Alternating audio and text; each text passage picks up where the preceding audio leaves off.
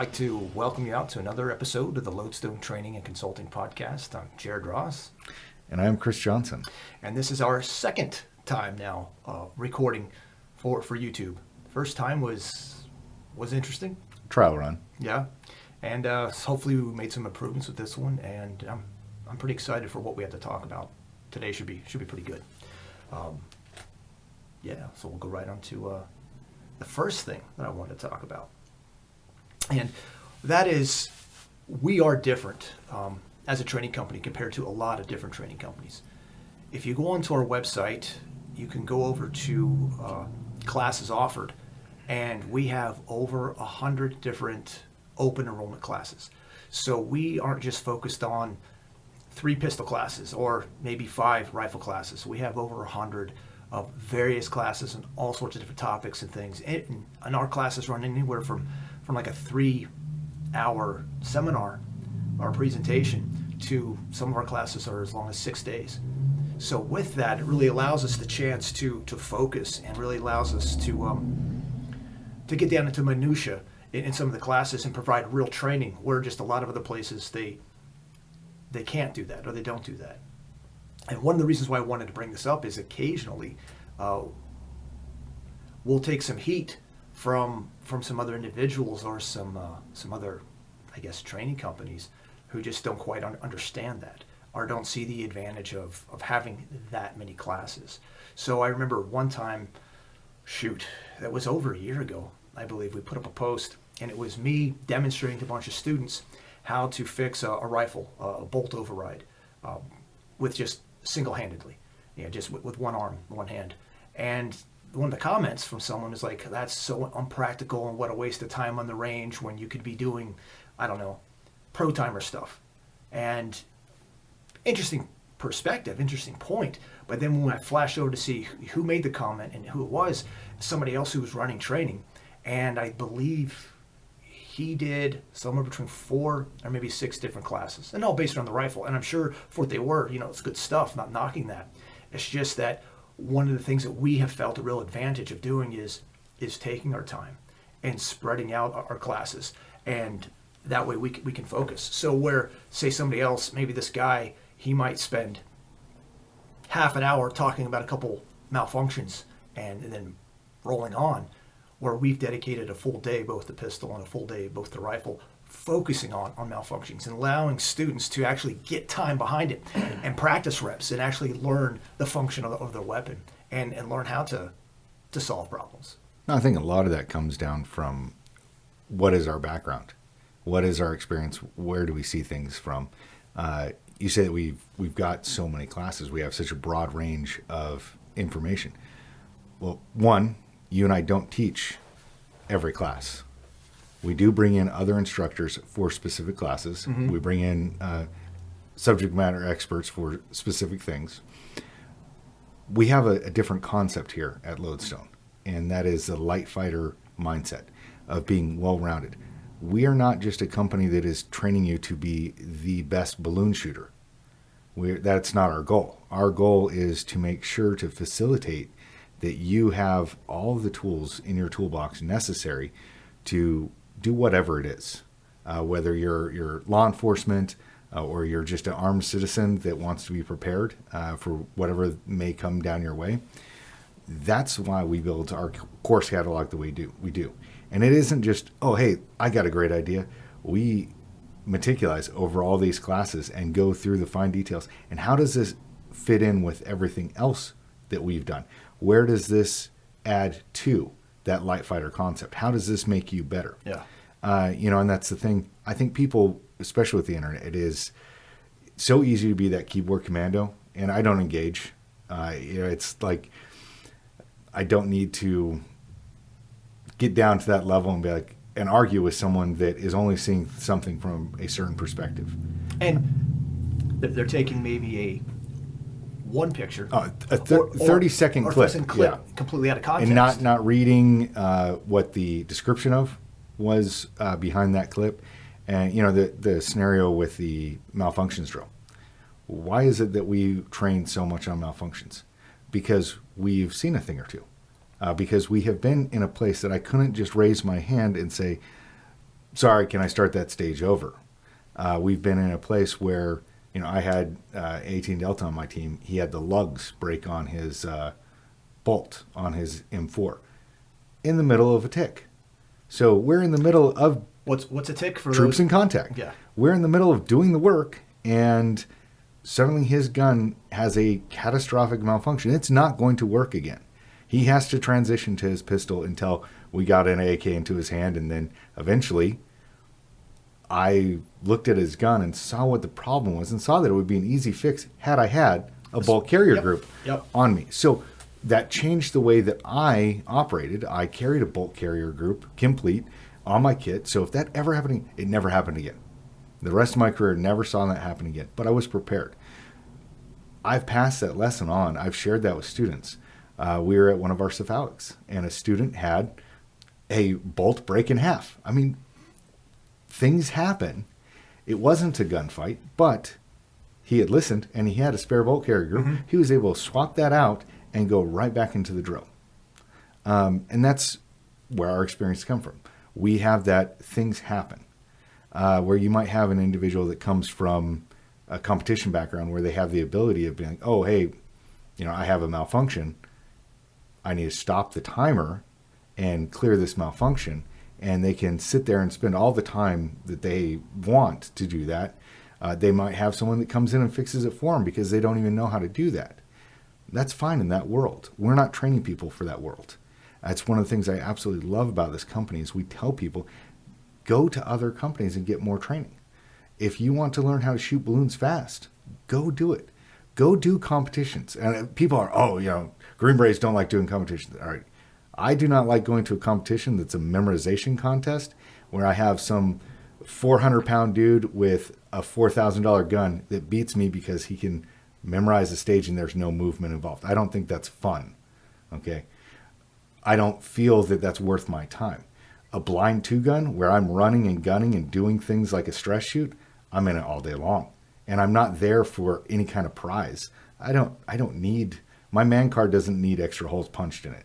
I know who I am. I'm there to stress myself and to test myself. I think that's great, And so, I know the competition world is, real trainers don't like us because, they this, that, and the other. No, it's not that. I think competition is great for a stressor. I think the Pro Timer is a great training tool. It's not the only training tool. I will bring a Pro Timer out to class. I'll bring it out in my own personal training when it's appropriate. Yeah, and we do use them. When it's appropriate, when it's appropriate, yeah. An example, Friday, we had a private class. I had the afternoon off. I got there early.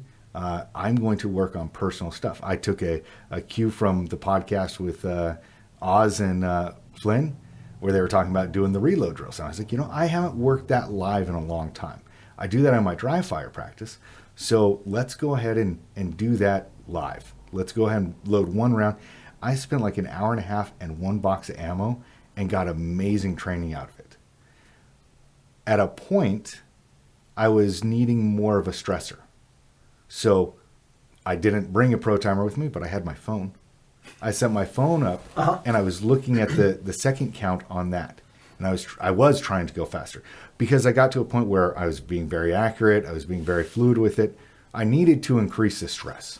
So it was appropriate to add that tool in at that time. I wasn't taking videos to put up on Instagram about, look how fast I am at doing this drill, because that would have been ridiculous. If I had posted my last drill where I was super fast and super accurate, you wouldn't have seen the 13 others where I managed to keep the slide lock pinned down and the slide goes forward when I go dry and I'm putting a new magazine in and the slide's there and I'm like, fixing it and getting that shot off. There's no point in that, I'm not there to brag to anyone. I talked to someone about that, doing that. I wish you would post that as, encouragement. This is a drill to do. And I was like, maybe that's an idea. Maybe next time I do something like that, I will show one of the good ones and I'll show one of the bad ones and I'll talk about what I learned. That's not a bad idea. Yeah. Because often people are seeing those things and then they're taking it out of context. That's the problem is I don't want to post something and have some, look at this idiot that he can't even do the side lock. Yeah. Please read comment below where I talk about, hey. There was another company that I forget when it was, 2 years ago, 3 years ago. And they primarily, their niche is teaching CQB, CQC, and primarily for law enforcement. And a good company, good group of people. And he put up a run, and the run wasn't perfect. I mean, as a professional myself who've done the real thing now, almost going on 22 years, I don't think I've ever personally done a perfect run. Now, I've been on perfect runs because when I screw up, someone else covers down for you. Yeah. And then when they mess up, Yeah. I cover down. But as far as me as an individual, I mean, it's that world.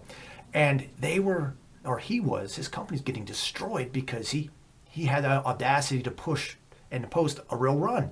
Of course there's going to be mistakes. And I messaged him. Again, I didn't even know the guy other than I knew he followed us and I followed him, and it's just kind of a friendly thing. And I hit him up, said, man, don't let him beat you down. There's nothing wrong with that. And that's part of the problem that's out there, is these people who they're only in it for the social media, and they're only in it for their individual pride, and they are doing 15, 20 takes, and then they're putting up that perfect one, and that's the expectation they're putting out there. So when we put up something that is real training, we're putting real reps with real people, and they're making real mistakes. Well, that's why you come to training, and then they get all bent out of shape because of it. It's ridiculous. That's why people should come to training, and that's why we put up stuff from real people. Yeah.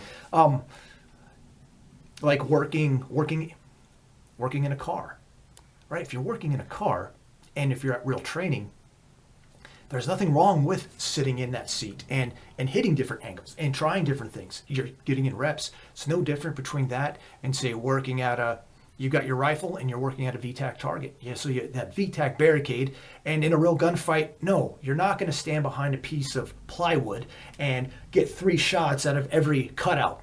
Of course, that's silly. But in training to get reps, yeah, I'm going to work the top one. I'm going to work the next one as you're working all those. And when you're doing that same thing in the vehicle, we're just taking a realistic object and putting it out there for you as a training aid. It's the same thing as the VTAC barricade. If you come to the class, we talk about that. We talk about, hey, isn't it funny how that A pillar and that B pillar, if we're standing here, kind of look like the triangle on a VTAC barricade? Now we're playing that 3-dimensional world instead of that flat piece of plywood. We have all these things that are in between that are going to affect that shot. And that's why you need to think about this and that and the other things. And that's, again, there's so many people that are so quick to hate on things just by that 30-second exposure. They don't read the comments. They don't look and see what the description is. They didn't even know what the class was about. They didn't even know what the purpose of the class was. Yeah. They see that there's a vehicle that's being shot up and that there are people standing around a car, and they're like, oh, immediately get away from the car. If you read the comments, we say, cars are bullet magnets, don't stand around a car. If you come to the class, one of the very first things we say is, the reason why you get away from the car is because everyone knows that people are in cars. And when I'm shooting at bad guys or good guys, if I'm the bad guy, I see a car, there's people most likely going to be by it. So that's why if the vehicle is disabled, you need to get away from it. And it's funny when you have people attacking you about something that you're literally saying yourself, like, oh, you should know that. And you're like, but if you read that, I said that. Yeah. And what are they doing? They're just trying to get clicks. Yeah. And it's like, look at me. I know what I'm talking about. Look at me. I know what I'm talking about. One of the things, this podcast in general, one of the things I hate about this is I have to get up here and I have to justify who I am so people will listen. And I don't like talking about I'm not a braggart. That's not why I do things. I don't care. You know what? You and I, at this point, we can talk to her blue in the face. And really, only you and only I actually know how uncomfortable and how out of character it is for both of us to do this. People don't believe? How much we hate this. Trust me, I hate this. Yeah, but at the end of the day, we have been given a position that as much as this sucks for us, as much as we put our families through hardship, as much as we're putting ourselves out there and getting ridiculed and, all the suffering, we are still given an opportunity to take our brothers and sisters and make them better. And that, for me, that is what that's why the squeeze is worth the juice. 100%. It is. I had the opportunity Friday night to have a family come to the range.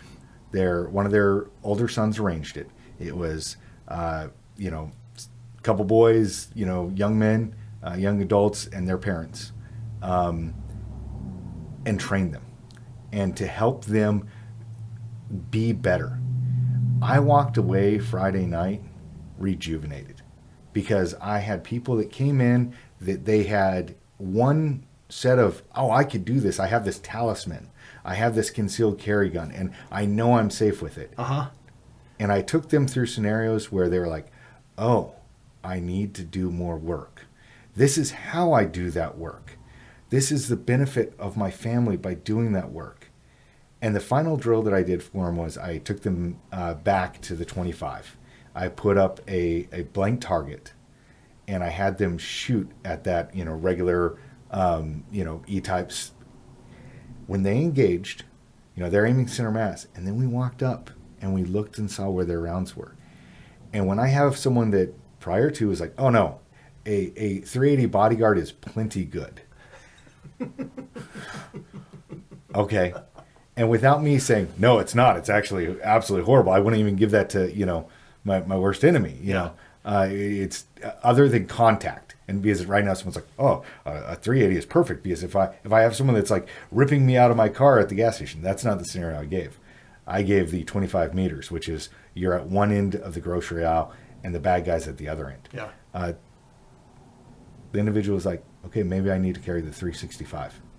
Maybe I need to use that other pistol that I have that doesn't fit as conveniently in my gym shorts. Yeah. But maybe because I'm going to be a responsible adult and carry a firearm, I shouldn't carry what's easy and convenient for my outfit, but I should dress for what I need to carry.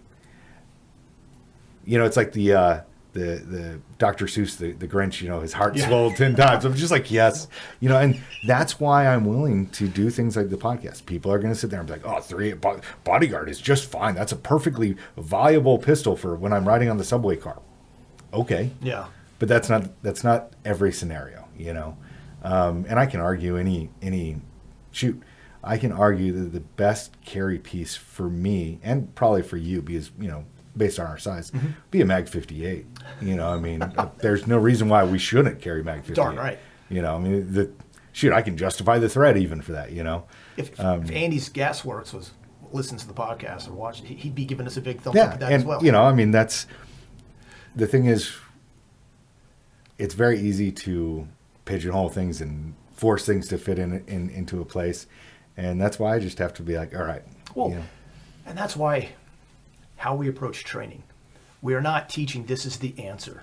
We don't teach this is the pistol that you have to have, or this is the drill you have to learn. No, we teach a wide variety. We teach correct principles and then let people come up with their own solutions. No, it's if I teach someone the why of something, they will come up with the how. Yep. We were just on a conference call with a client agency that we're working with coming up in October, and we're dialing in the final details for that exercise, which is going to be amazing. I'm so looking forward to this. 100%. So we're talking, and we're talking about some specifics for their agents, and I said, okay, well, at the end of the day, what matters is that we show them the why they need to do this. If we show them the why, they will then understand the how, and they will be able to figure that. When we're talking about specific techniques, and it's a technique. It's not a principle. It's a technique. We show them a technique and how that will work for what they're trying to accomplish. They will figure out how to do that. They will make it work for them, and that's one of the things that we do. Well, I think a great example of that is was it 2 weeks now? Whenever, just a couple weeks back, when we ran the ballistics lab, where we had a ballistic gel. We had wall sections with different materials. We had hard armor, soft armor. We had the helmet. We had a wide variety of stuff. That class demonstrated what's going to happen. What are the possibilities? And then with all that information, all the students, they were able to make better, more well-informed decisions. Do I want to keep this pistol? Do I want to keep this caliber? Do I want to change the ammunition? What do I want to do? What now is superior for home defense if there is that bump in the night? Should I get rid of that shotgun? Does it make more sense to have an AR 5.56 or something else? Again, we weren't telling anybody this is what you need to do, but we were giving them that experience so they could experiment, so they could see from their from firsthand what is going to happen. Well, we got this compliment. I believe it was 2-3 weeks ago. A law enforcement contact that we have mentioned that he went to a different training event, and he said it was good training. It was really good training, but they were rigid. Like, you only do it this way. There was no, well, how does this apply to your agency? How does this apply to your department? Mm-hmm. And that's where, when we have principles, we don't violate the principles. There's all sorts of techniques to answer those principles. And so you can work with, and that's one of the things I love about doing our law enforcement and our government agencies, because like this class that we're working right now that's happening in October, we started planning that back in January. Yeah. We started working with the client agency and got the list of requirements, what they wanted, built something out. We talked to them. We came back. We're doing all the final addressings now, so that by the time that their agents show up to that class, they're going to have the exact thing that they need to go through so that they learn and progress and become better at their jobs. Yeah. Instead of, if that agency had come to us and said, we want this type of training, and we said, cool, we have that for you. It looks like this. You show up this day, we're going to do X, Y, through Z, and at the end, you're going to have this. Okay, that met about 25% of our learning criteria. Well, that's what our company does. We're able to say, okay, I understand that you have this other 75% that you want to explore. Let's talk about that. Mm-hmm. We have the time. Let's make this happen. Let's build that course for you. And we built that course out, and now it's going to be some superior training. And we do that with local law enforcement. Mm-hmm. We do that with different private groups. You did that for that family on Friday, to give them exactly what they needed in the allotted time that they had. Yeah. And I absolutely, like I said, that's what makes it worth it. That's what makes the frustration of listening to someone talk. And that's all they're doing. They're trying to, shout at the rooftops, look at me, how cool I am. This is all I know. And I don't need to get up there and be like, okay, what's your background? Yeah. I have never had to get up and be like, okay, you say you've deployed, but where? Where have you deployed? What times did you deploy? I've never had to do that. I don't need to do that because I know who I am. And, I've had people not in this job when I was still active duty. Mm-hmm. I've been to schools and things like that, and I've had people that were less sure of themselves. They would try and challenge you on things. And it's like, I don't need a great example. When I went to ANOC, it's a non-commissioned officer school that you have to go to that somehow Jared managed not to go to in his entire 20-year career. Uh-huh. But I had to go to it. When I went, it was the 25th anniversary of the dining in ceremony. Or 25th anniversary of the NCUS. So we had a dining in ceremony. Okay. So we had to put on all our uniforms. ANOC, that must have been brutal. Yeah, it was stupid. Well, I'm sitting there, and I never cared about my Class A's unless it was a funeral. Yeah. If it's a brother, I'm making sure everything is perfect. So I did not have the right number of Iraq campaign medals on my uniform. I should have had 2 more.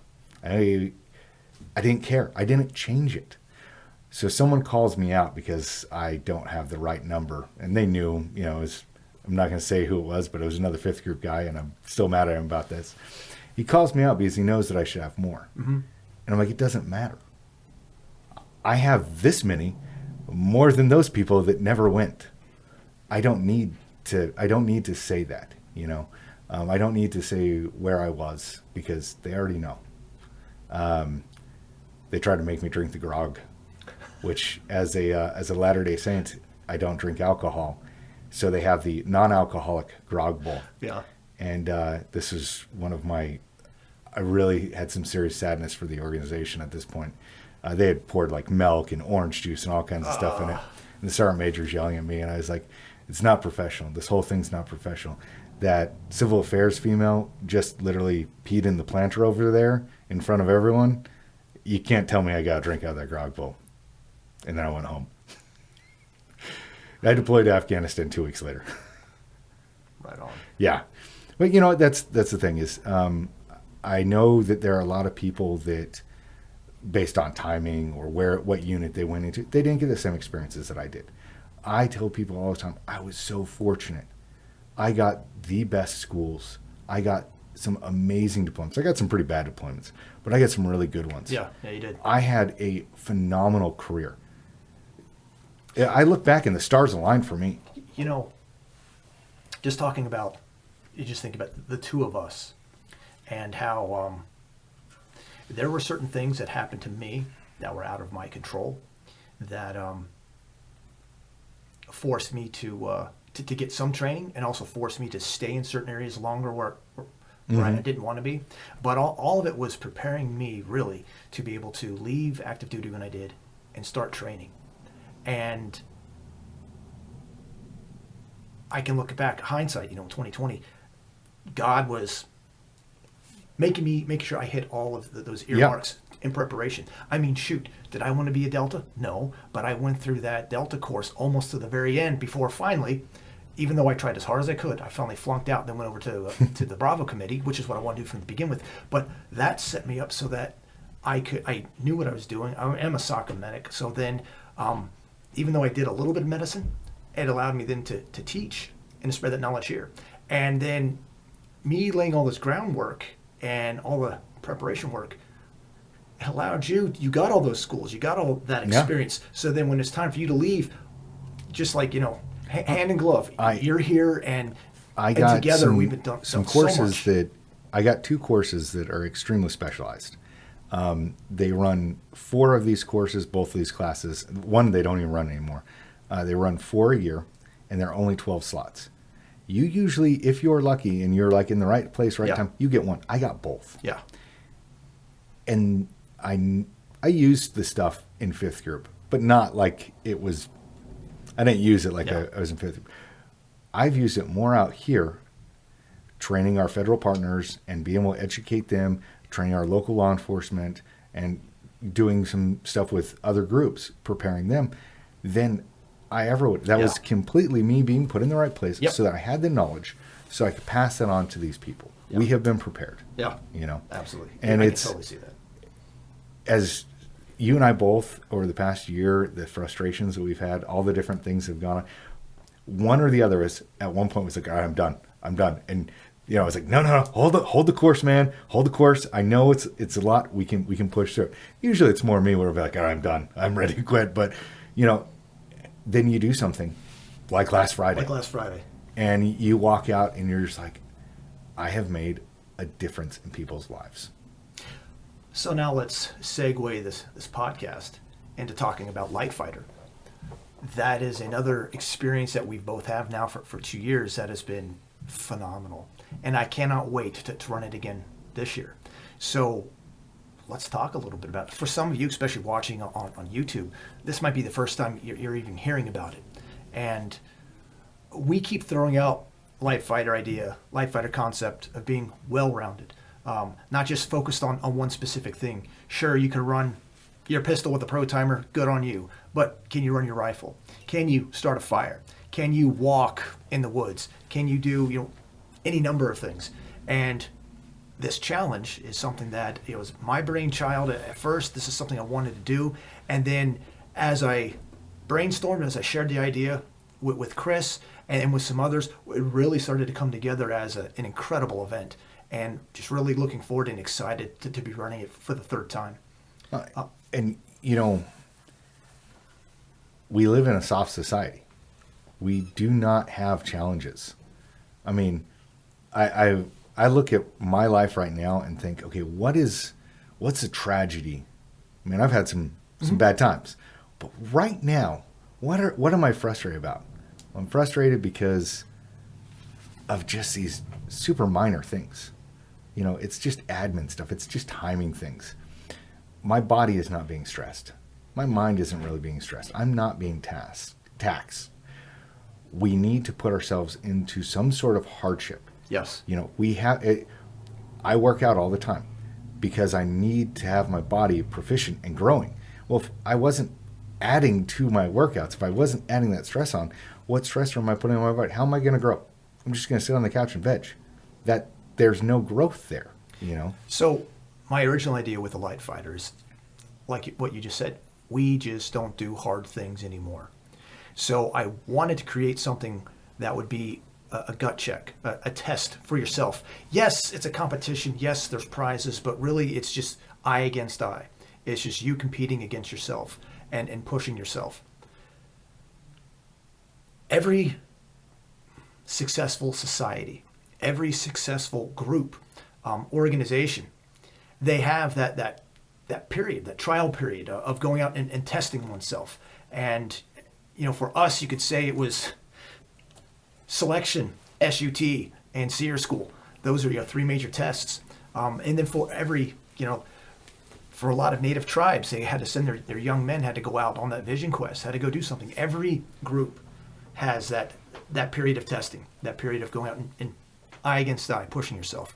So that was really my drive, is I wanted to create something that people could test themselves and have that gut check and then come away from it. Didn't matter where they placed, whether the very first person, the very last person, you completed it, you beat yourself, you should be happy. You should, feel that sense of accomplishment. And the past 2 years, every person that I talked to, again, didn't matter where they placed, they had that feeling of, I did it, I accomplished this, and really went away from it as a good positive experience. And I'll tell you this: marathon runners, they run a marathon, they train up for this marathon, and then they do it, and they're like, okay, well, now what? I ran 26.2 miles. I put a little sticker on the back of my car, and I get to run the next marathon. Mm-hmm. In the Lightfighter, you're doing something hard, but you're testing specific skills. And those things are something that you can walk away from and say, I need to work on this. Yes. My 18-year-old daughter, she went to the Lightfighter last year, and she was having a couple small issues with her rifle. So I was like, here, use mine. It's heavier. It'll be better for you. It'll be good for you to carry on that route, And then she shoots the shooting portion of the competition, and she forgot hold off. She had beautiful groups, but she missed the target because she wasn't paying attention to hold off. Every time I've taken her back to the range since 1 year, she has worked on knowing her hold off at different distances. Right on. She's now asking for specific, and she knows I'm not going to tell her what the shooting competition is going to be. She knows she's not going to get that. She can't win anyway. She's not allowed to win, but she's allowed to compete. And she's competing against herself. But she is practicing her hold-offs. She's now getting better as a shooter and better at using that rifle because she had that experience where she failed. She walked away from that. I can shoot a good group, but I forgot this one simple thing. Mm-hmm. And now she's working on where she's basically building her dope book for her AR. Awesome. And it is awesome. It is really awesome to watch that happen. So the way the Lightfighter is organized, you start with a ruck.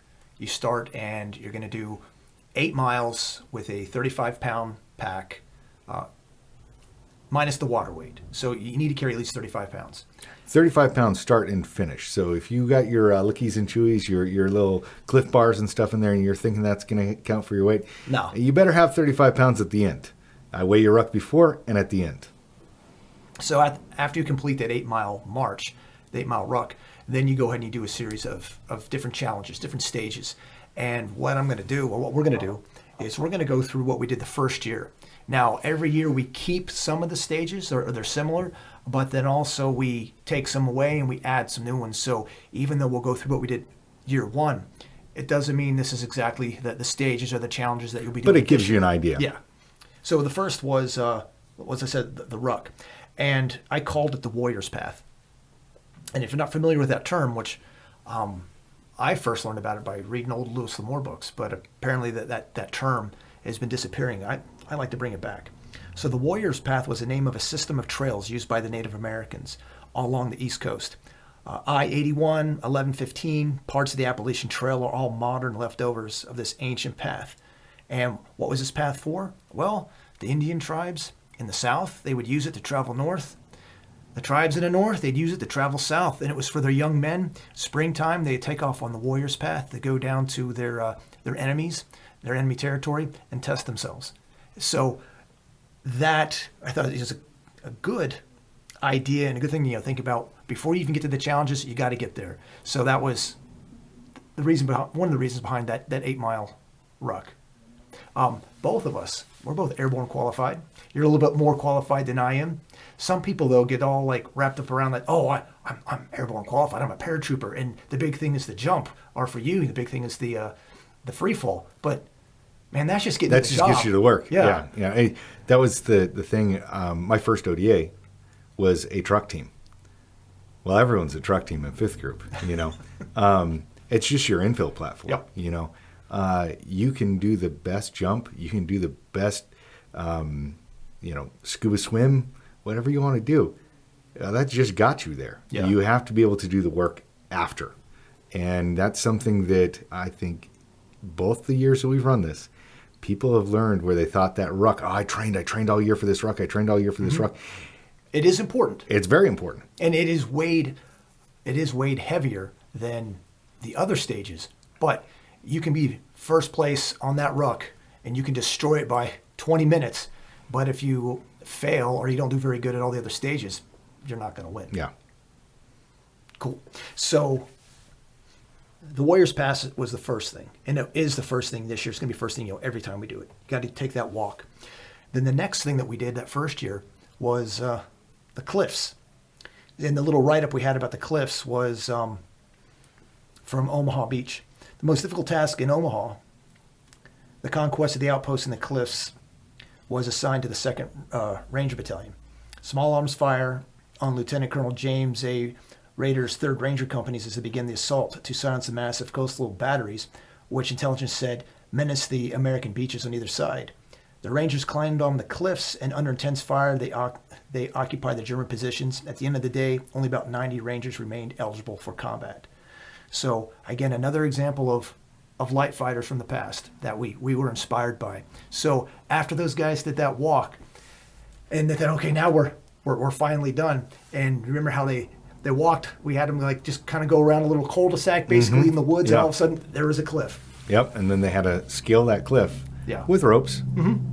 But also, that was a challenge. Yes. And it's one of those things that if you came to that completely fresh, you came to that, you woke up first thing that morning, you got a nice cup of coffee, you stretched, and okay, now we're going to scale this little cliff. You're like, oh yeah, no problem. You just did 8 miles with a ruck on your back.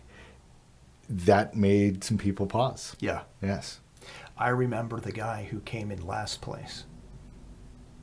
And I remember him struggling getting up that cliff. And he did. He made it up the cliff finally.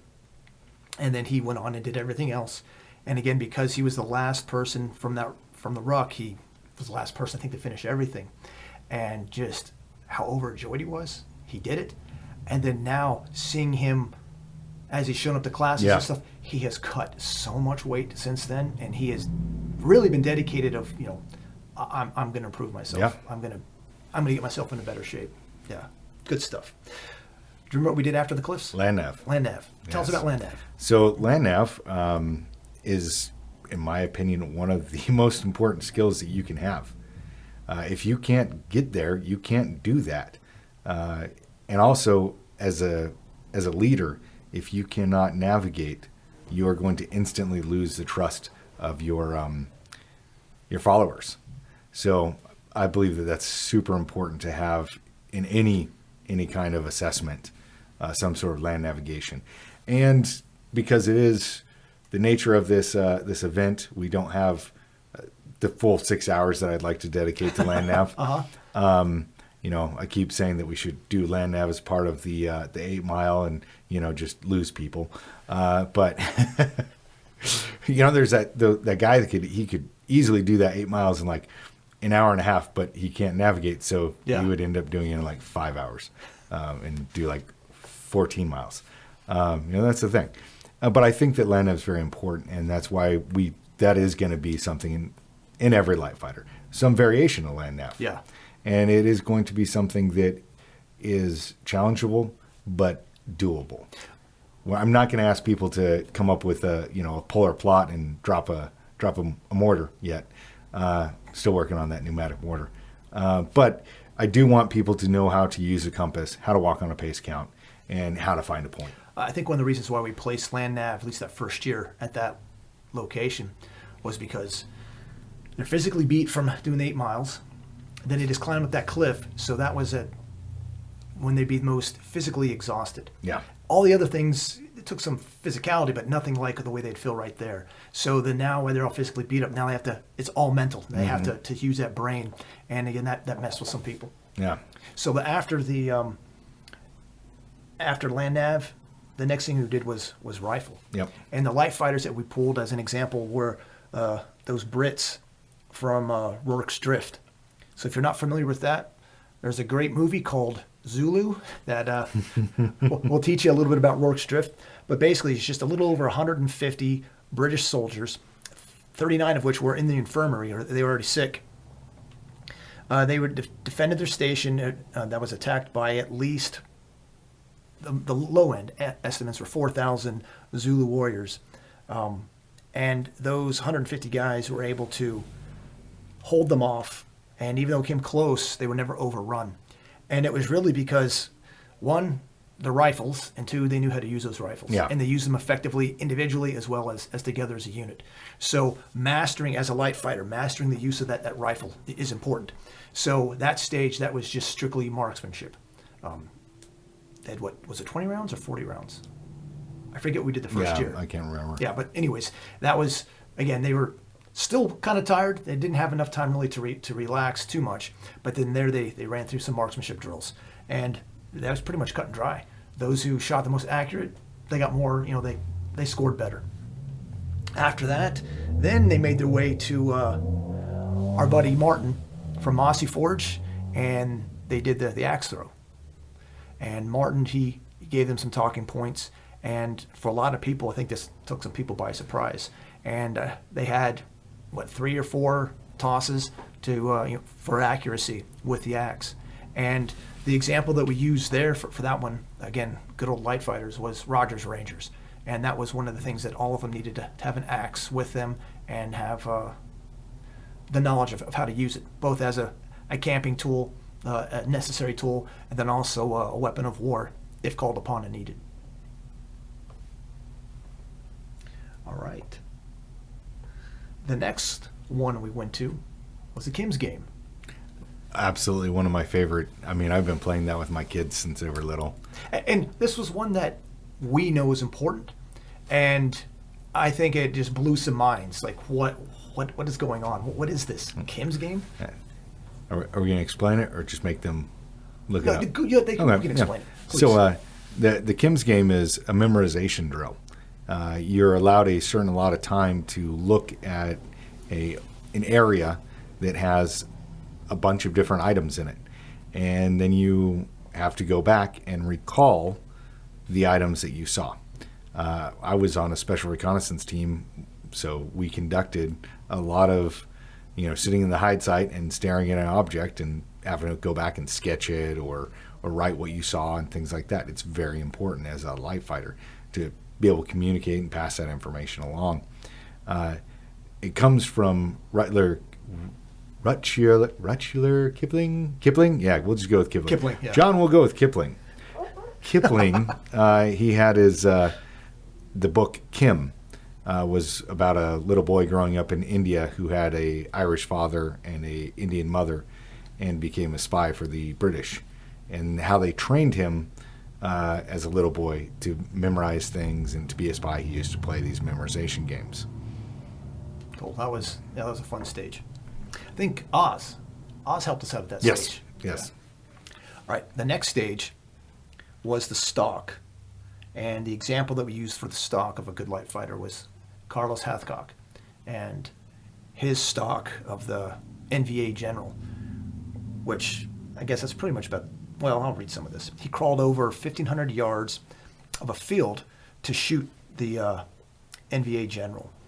And so his stock, that approach, that was in a field with people walking around, and he was able to successfully get in, take the shot, neutralize his target, and then I believe a small little ditch, in the field he got to, and then even though everyone was freaking out and running around where the shot come from, he was able to successfully get out. So that was the example we used that for that stage. I think that first year, though, the stock was probably the most controversial of all the stages, because we had the box set up. You need to start here, and we want you to stock with your rock and everything to this end point over here, and they had their lanes left and right that they could go in, but we had a person out there to observe, and if he caught them, they failed. If he saw them, they failed, and that was our mistake because we put Ben out there, and Ben didn't let anybody get by him. So everyone failed at that stage. So it wasn't necessarily their fault. It was just Ben being Ben. So the next one is that we did was fire starting. Yeah, so that is one of the classes that we teach. I think that is a skill that it's absolutely necessary. It's funny how few people actually really truly know and understand how to start a fire. There's a lot of people that think they know how to start a fire, that they'll use paper and gasoline and all kinds of things. You see wonderful videos online about that. In this, they were given the same block of wood as everyone else. They were given 2 matches and a candle. The only disadvantage that I think people had is that we told them as part of their requirements for their equipment, they needed to bring a knife. Yes. And we said a sheath knife of specific length. Yep. And some people brought ridiculous knives. There were some seriously stupid knives. Yeah. And then some people brought ones that were good. Yeah.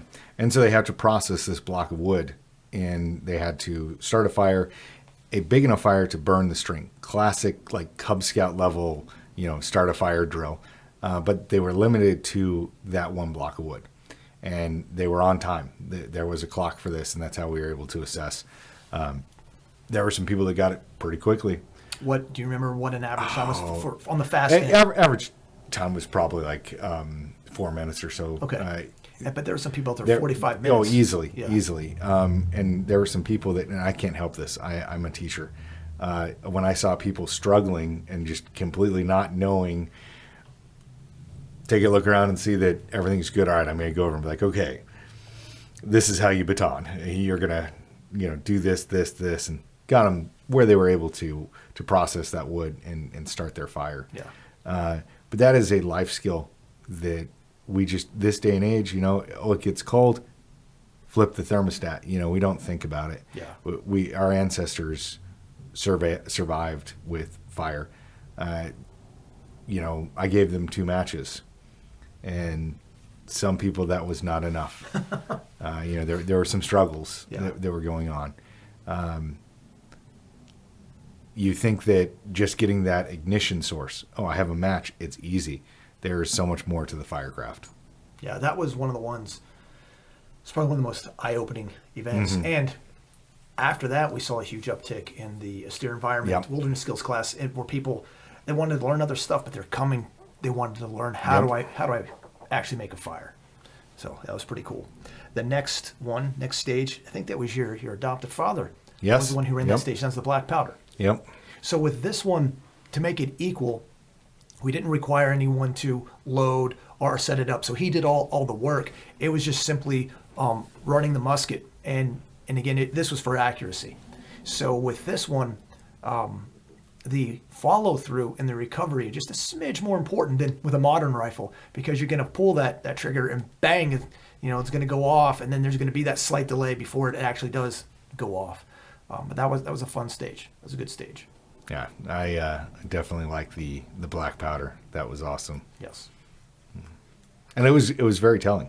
It was very telling. And you could see the people that did well on the rifle also did well on the black powder, and some not so much. And they knew exactly why. Rush the trigger. And then the last stage that we did that first year was a med stage, which is kind of misleading. But the thing that we read there was, you're not done until I say you're done.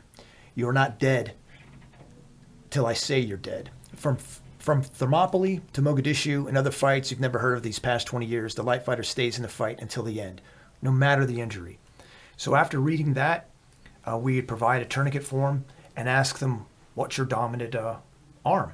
Oh, it's my right arm. Okay, now you're injuring your right arm. You have to use your left hand to apply that tourniquet. And we made sure that the tourniquet was on correctly. And then what we do is we'd actually feel for the pulse. And as soon as we felt that there was no pulse, okay, that tourniquet was on appropriately and tight enough. And then as soon as we felt for that pulse, that's when time would start. So now that they were injured, now that they applied the tourniquet, and now their dominant arm is disabled, with their weak arm, weak hand only, we made them field strip their rifle. So they field strip it and put it back together. And some people got it. Some other people, it took them a little while. My favorite was the guy who showed up with the Steyr AUG. Yep, 100%. And boy, he loved that AUG up until that point. And then I think he just quit right there. I don't think he even attempted to field strip that thing. You know, that was again talking about my daughter and like watching people come away with confidence. She was so much more confident after doing that stage with understanding how her weapon system worked. Yes. And her ability to do things under pressure. And that's what it's all about. It's about testing yourself, learning the things that you need to work on, learning the things that you can do, pushing yourself outside that comfort zone, and seeing and feeling and having that growth. Yeah. So we went away from that first light fighter.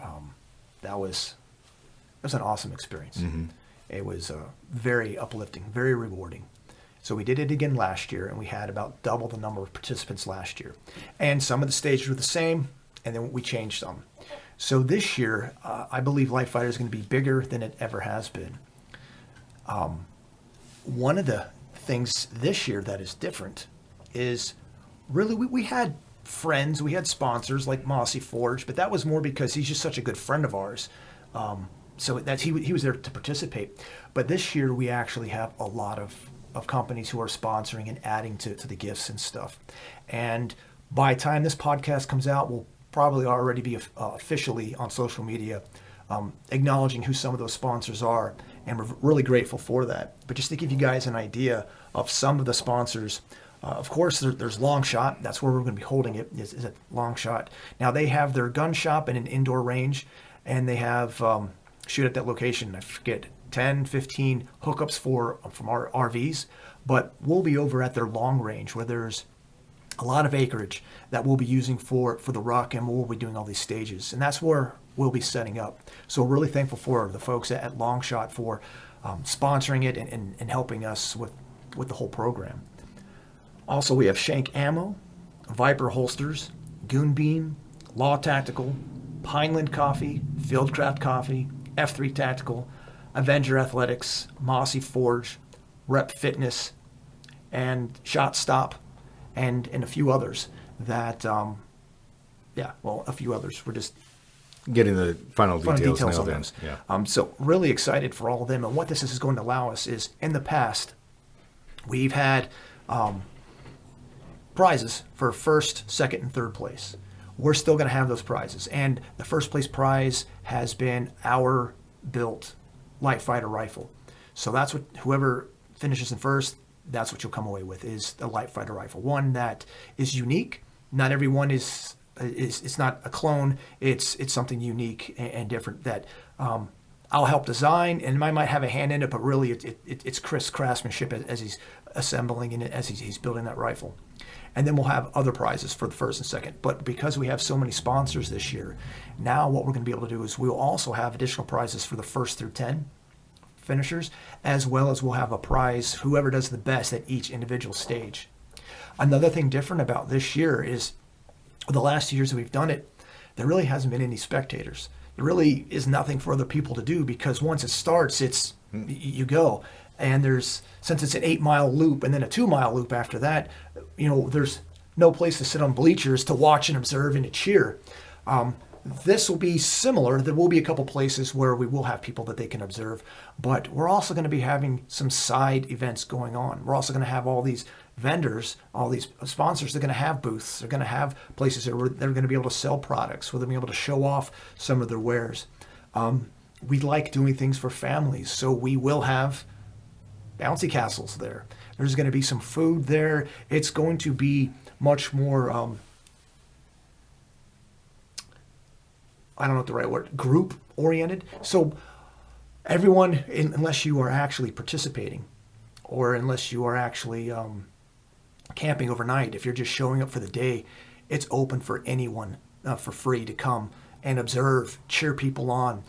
It's free for you then to take part in some of the side events that you can win prizes and stuff. So really, it's just going to be so much bigger as we're building that community, inviting a lot more people in to participate and to encourage your family and friends who are participating, who are so actually that way when your significant other is like, oh, you're spending more time away from the family. Oh, no, the family gets to come. Yes. Yeah, I'm going to do this hard thing, and you guys get to come hang out. Yes. And we definitely encourage that. We just did when was that? July 3rd? 2nd? July 1st? 2nd? Whenever it was. I was half asleep. Yeah. We had the podcast Family Fun Day. That was one of the most rewarding days we had. That was fun. And that was just good people hanging out, enjoying each other's company, and doing some recreational stuff. And I envision the Lightfighter is going to be that same kind of thing. People are going to be pushing themselves, but bring your family, bring your friends.